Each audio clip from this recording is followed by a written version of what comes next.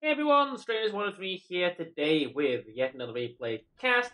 Like I said yesterday, today I actually went back. It took me a lot of time just to dig up some old clan battles replays, and I don't remember the exact dates, and obviously I don't have the post battle results screens because I didn't bother saving any of that. I probably have the original recording somewhere, but we're not going to show you that. This is a post-battle commentary and quite a few months post the battle. And, well, I probably don't exactly remember what's going on, but I think it'd be interesting to show just because yesterday I showed a game from UFR perspective. Today I'm going to show a game versus UFR from OMNI perspective. So, let's get to it. Bit of double destroyer setup, Moskva, Des Moines. They have double Des Moines, Moskva gearing, so that's 3 radars, 2 general purpose cruisers, and both teams with 1 Montana. We obviously have 1 less radar than them, but they've got 1 less destroyer, so it kind of is one of these give or take situations, right? Regardless, this was kind of, it was the later half of the season, the first season. So, this is well after TWA and their full cruiser setup had done a pretty big number on the meta, actually. So you saw a lot of teams running single destroyers so that they could counter the, as a counter to the cruiser heavy meta. So you'd have someone be able to cap, spot, stuff like that. Because no cruiser at theater other than the Minotaur. And it's more destroyer hybrid, really. But no cruiser other than the Minotaur could camo radar. And a Minotaur camo radaring an Aston destroyer isn't going to do anything to it. You'll do 1,000, 2,000 damage before either the Minotaur gets deleted by the battleship or the destroyer is long gone, and the Minotaur would have slowed down or turned away or something at this point in fear of being blasted by battleship. So I don't really think the Minotaur lasted as a major part of the meta for too long, because it's really just it's kind of squish. I mean, granted, 8.9 concealment means you can kind of take caps after your team and push through it, but 9/7 of the Zhao ain't bad either. You can kind of do the same with the Zhao, and the Zhao as a surface combat participant is a lot better. Now, the deployments are pretty simple. Existios Moskva near this island, easily able to radar the capture. The enemy tried to contest that. With the RPF there, it's probably pointing at the back end of that island. It's likely they're Moskva there. Maybe they can get an early radar across here or something. Obviously, it's so far back, I don't even remember exactly if they did that. It could also just be, who knows, someone trying to cross very aggressively here, for example. But at this point, it doesn't seem to be the case. You can see with my current screen, it's still pointing in that area, so it's probably still pointing at. There you go. It's pointing at the island, but I don't need those torpedoes for anything else, anyways. So I might as well just get rid of them. Make it clear that I'm on the western side, because that's part of the goal here. To make it obvious to them where we are. Now, the reason with both me and I think it's Elrog in the gearing both boost into ace, because as you can see, it gives us a little bit of a points advantage. Because with only 1 destroyer, no French cruiser, no baguette boost or anything, they're not going to be able to get into the Bravo cap. But even with a baguette boost, the Shimmy is a very fast ship, and a baguette can't actually run down a Shimmy. So, not with boost up. So we're actually, more than easily able to get the caps first, which does mean that they have to somehow make a move. And these torpedoes all arrive to, all the vast majority flop into the island and then disappear. Anyone crossing there would likely have had hydro up, so it's really just a kind of, hey guys, I'm here, but the RPF is kind of making that blatantly obvious. For the moment, we're deploying the vast majority of our team to the east side towards Charlie, and Elrog is now contesting Charlie, which means if we get that cap, the ball really gets placed in UFR's court, and they're going to have to make a move, and we have a lot of firepower to back that up. In fact, even our Montana is making the aggressive move, as we can see on the map. Our Montana here actually crossing south of this island. This is honestly not something you normally tend to do, especially if the enemy is very cruiser heavy. But 2 of their cruisers are Des Moines, which are incredibly good on the defense. They're not actually that good on the offense, because against a full cruiser setup, you can feel reasonably comfortable that the enemy team is at some point going to have to make a move against you, because your destroyer can try to make caps. So if you're able to get the initial cap advantage, then, well, the cruiser setup has to push you. And in those kind of situations, the Des Moines DPM and the fact that the Des Moines AP is really, really devastating can be a bit of a troublesome deal for incoming enemy cruisers. Especially if you're able to focus fire and you just melt them down really, really quickly. And in close quarters combat, the Des Moines performs actually quite admirably, as long as something like a Moskva doesn't just shoot all your guns out. or it doesn't even need to be a Moskva. Just any other cruiser that exclusively focuses on your main battery armament and just kills your guns, and there's not really much you can do about it. And of course, there's always the, oh hey, you got one-shotted by a battleship across half the map because 27mm of armor everywhere, if I remember correctly. I think it's 27 everywhere, which means that the Montana will just lolpem right through your deck. Regardless, with the enemy destroyer basically being confirmed in Charlie, we decided to discuss it a little bit on the team, and if you saw the map pings, we've actually decided that we're going to pull the gearing out, let him have C for a bit. It's not a major deal, because all of our cruisers are there. Nothing's actually given any indication that they're flanked out wide. They've been torpedoing in there. The Des Moines, one of the Des Moines is there. Moskva's there. There's almost certainly another Des Moines behind here with a radar. I mean, there we go. We spot the enemy gearing. If we can get the cap reset, that would be really, really good. So force that gearing out, buy us more time. But unfortunately, they actually get the cap. So that probably was a little bit too late. But only one's out on the team. And, you know, normally you kind of want to get them out, you know, wide there to contest people hiding behind the islands over here. And over here, just, you know, you can reset in like that. But regardless, I'm deploying over here. The Moskva here should easily be able to hold up the Alpha cap, and the group over here should be able to make a bit of a mess out of the stuff they've got deployed down there, especially with the Montana there in support as well. So, well, it's a bit of slow gameplay. It's not easy to find a shimmy game, as you know, from clan battles that is interesting, both on a tactical and strategic level. And I thought this one might actually be one of those. Now, the first half of my game is basically always just being a spotting bot because, well, there's nothing better to do. And you know, and honestly, most other destroyers can do the same. Like you can, okay, minus a Z, not so much a Z. I mean, if you get spotted, you can always smoke and reverse with your Hydro up, but. The shimmy is fast, which means that if you do run into Des Moines behind you, it's 10.6 and he's, you know, full speed ahead, you can easily get yourself up to speed and there's no risk whatsoever. In fact, you can even be going sideways. You also do get 12km torpedoes, which are really devastating because 23,000 damage per hit is, well, it's not something you want to be messing with. Now, Exustio seems to be having an RPF marker pointing towards the west. It seems like they're likely lining up to make a move, but it doesn't seem like they actually had a Des Moines on the eastern flank. But our group's pushing through right now, so that's quite nice. And with our gearing being there to support that, it's... I mean, I did make the mistake of not using my engine boost to try to get towards Charlie Cap as fast as possible. I really should have. It's a big mistake there in a sense of the late stages of the match. It could actually turn out to be a bit of a problem if we're not careful, because at the moment they are basically gaining additional points on us. However, Montana is currently a bit out of position to properly... Well, actually, no, he's in a decent position. He's easily able to shoot across here at the moment. But he's not actually... You know, his health bar isn't being used or anything. So we do have to kill them Moskva. And, well, with him being there, he probably has an idea I'm coming this way, because the group over there hasn't spotted anything, and they haven't really been getting torpedoed yet. So if their western group is... Well, they are likely to be starting to make a move, and they're going to be preparing to make a move very soon. So now it's really just discussing the strategy and what's up. We're going to try to make a move around, push them away from this area over there, so I can easily get into the cap and take it. I mean, the moment I enter the cap, because I'm pretty sure they have a good idea of where Elrog's gearing is right now in terms of the spotting, so I'm going to go into the cap and I'm going to nick it. Normally, it's not recommended to try to cap Charlie from this area, but I'm pretty sure that's what I'm going to be doing. Yeah, I'm going to reverse myself into this, but with the entire enemy team being pushed away, you know, there's no real reason to go into the cap, so just reversing myself in here is quite a decent thing to do, because it means I can easily then pull myself out in this direction and head back to defend Alpha, because that's where I'm going to be needed afterwards. Now, with the Moskva kill, the points disadvantage isn't that big anymore. You can see we're down to, well, we're 680 points, they're 720.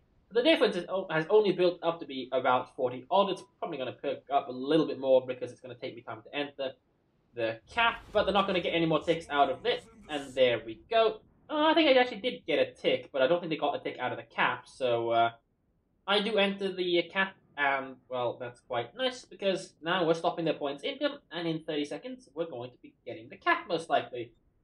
It's unlikely, put it this way, that any enemy destroyer is going to try to contest this, not with RNG somewhere. We can see the torpedoes heading in that direction, but they're not really going to try to enter from anywhere near here, as long as it's Des Moines here. And Elrog, of course, is in a position to cover up this kind of an area from entrance as well. So I'm going to be a little bit cheeky. I might as well just open fire on the Montana, see if I can't actually, be a bit of a dick and set a fire or something if I get lucky. I mean, the damage here is pretty much going to be completely irrelevant. Shimmy guns they're decent enough for destroyers' guns. In this case, I'm not spec for them, and I do have to pick up a second fire, which is kind of useful. Because, a fire that's sticking on a battleship is pretty significant damage. And he's currently being bled as well, so yeah.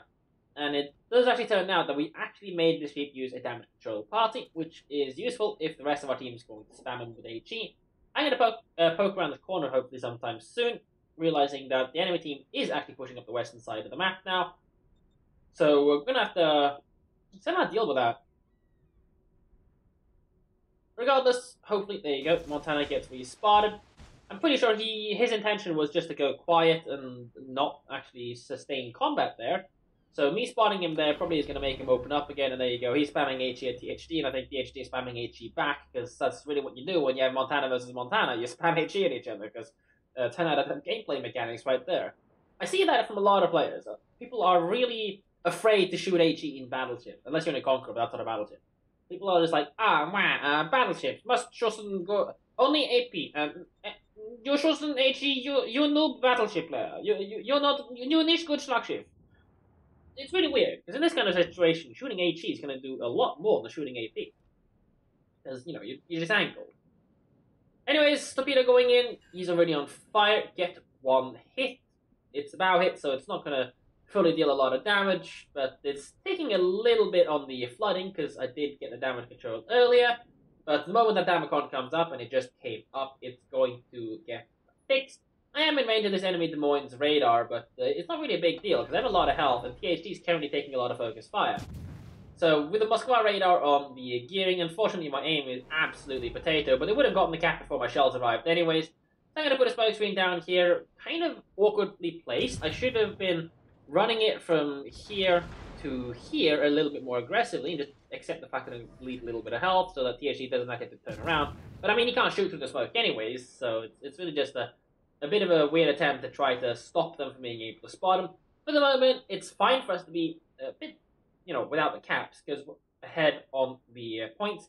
And I'm pretty sure that there Montana over there, who basically has had no damage control for the last 2.5 minutes, is likely to find himself going down sometime soon, so that's probably going to end this game the moment that gets killed with a Des Moines. We can see the health bar. He's actually rather healthy. His heals have done a really, really good job there. But the stuff in A is all way too healthy, so it's just down to the group pushing up behind the Montana to melt them, and, well, Des Moines at close range with everything else shooting at him and multiple fires does actually melt the Montana pretty damn fast. The tail end of the Monty is still a big 32 zone, so, they do go down pretty fast under concentrated fire. And that's really all we needed. We just, we understand that just killing stuff is going to end the game faster than trying to get any cap, but we're never going to get any cap because they've got complete control of the entire western side of the map. So that was a victory in favour of OMNI there versus UFR. Good game. Definitely definitely one that I felt was a bit better to showcase compared to the usual just me sitting in one corner of the map doing absolutely nothing, being a spotting bot while the rest of the team, well outside of my render range, is doing everything to win. The original strategy is pretty much that you just sit on the western side. Eventually, the meta back then was eventually at some point a one destroyer setup would have been forced to push up the western side of the map. And that's, of course, where the shimmy comes in very useful, because the moment they push up the western side of the map, they're going to find themselves with a shimmy on their flank that they're going to have a really hard time dealing with. So on hotspot, honestly, in general, when you think of a shimmy, you tend to say, it's the worst tier 10 destroyer, and definitely useless for clan battles. And realistically, now it is. The maps don't really favor it now, but the old maps that existed in the first season, Mountain Range, Islands of Ice, you had Sea of Des Moines, Fortune. For some reason, I just keep calling it Sea of Des Moines. Good name, I guess. And was there more hotspot? Hotspot, Islands of Ice, Sea of Des Moines, Mountain Range. I think it's just those 4 even. My memory is probably messing with me here. But on those 4 maps, the streaming works actually quite well. But on maps like, what was it? Sleeping Giant. Don't really think it works that well now in the second season, which is why I don't think that many teams used it. But you did see quite a few. You saw a reasonable amount of shimmies used in the first season, actually. But after TWA came in and did their full cruiser setup and really did a very good job with it, a lot of teams swapped to single destroyer, and the single destroyer would be gearing until, well, you actually saw some Zeds as well, but up until the Hua Yang came out with that thing's radar, and suddenly you actually started seeing Hua Yangs being used as well, other than just the good old traditional gearing, because having smoke is still useful, but being able to toss it the morning now for a ship that's more able to sustain combat, able to push and defend at the same time, instead of just being popped by an island, and if the enemy pushes it, it's just gonna die. It's a question of how much damage you can deal before dying. So moving a radar onto a much more moving element is actually very nice, because it makes it difficult for destroyers to deal with it, because you can't just go, the Des Moines is going to park behind this, or this island. If he goes anywhere else, he's going to die. With a Yang, you can pretty much move it around freely. It's a moving piece that you can take advantage of, and also have the radar just magically show up. And of course, if you know or have RPF, and you can triangulate and then destroy position, you can creep up to it, radar, and you still have a lot of time for the radar. Your battleships are all going to be aimed, your cruisers are all going to be aimed, everyone's got AT loaded except for the battleship which shoots AP, because that's just the way the current gameplay mechanics work. And, well, hopefully you can either really mess his day up, upfront kill him, or make him feel like he really wants to have a good reason to be somewhere else. And of course, when he redeploys, you just redeploy your Yang as well, and 2 minutes later, ding, radar, and, well, it's just really awkward to play against. So, Yang, definitely a very strong choice, but see a lot of hate against the Shimi, and I don't really see a reason to hate the Shimi. I think it's actually a pretty good pick in the first season. Granted, in the first stages, I wasn't really necessarily using it right. It was more trying to force a general purpose build out of a ship that is specialized, rather than using a specialized ship for what it should be used for, which definitely did happen to an extent in this map, although I should have used the boost in the engine boost in the middle stages, where I crossed from my original spawning flank to go to Cap Charlie, basically shuffling the entire force one stage to the eastern side of the map more, and basically splitting the map instead of north and south like you, well, normally would, ending up with a east and west split, with us having the advantage. Despite having the opponent team having more points, we actually got more kills, meaning that in the later stages of the game, we used the points gained from kills to flip the game into our favor, because we happen to, I believe, have a bit better health overall, although our Montana was pretty close to going down as well. But we just had the better situation there with our health, and we had the better positions. We kind of enveloped and pulled a surprise move, and I don't think UFR actually saw that one coming, with the gearing also having gone down the east, so I think they reacted a bit late, or they didn't know about it early enough to react early enough to me basically having been redeployed from the western side to the east. I'm pretty sure they figured I was somewhere around there. My torpedoes didn't hit anything, but that doesn't mean that they would not have spotted them either through planes or hydro, and I bet you they would have seen some of those torpedoes coming. It'd be weird if they hadn't. If they, literally had no clue I was there. Because I wasn't actually doing a good job of revealing myself of being there. That'd be actually really awkward if that had happened, but you never actually really know, because, I never really got close enough to spot anything on that side of the map, and my RPF wasn't even pointing there, so I'm pretty sure that the UFR tried to redeploy, but without being able to see the replay from their side of the map, there's absolutely no way I actually know about that. Anyways, I will try to look for some more Clan Battles content. There will be no Clan Battles content from the current season that I upload anytime soon. It's just the way it is, especially with the season still ongoing. But the previous season stuff is, I guess you could say, off embargo now, so I might look for some other things than Shimi. Because, just finding a game where, I torpedo this, and that is kind of silly, because that's not the purpose of Clan Battles. But on the other hand, just taking a perfect Clan Battles game where I just sit there playing Contact Collection the entire game, like, I'm not even kidding with you, like, I did actually at some times when it got just so boring, I would just sit here with Contact Collection up, like, I need to cycle expeditions. Okay, we're cycling expeditions then. So I'm not even kidding you. I did actually at some point of the Clan Battle season do this, because just sitting there with a freaking destroyer ass on to the enemy, waiting for Des Moines to show up so you can mash the W button so you don't get radared, is not necessarily what you call high intensity gameplay. So hey, having this on the side is kind of nice. Of course, you still pay attention to the map and whatnot and help out, but hey. Anyways, hope you guys enjoyed this replay. Cast, have a great day, take care, and I will catch you guys in the next one.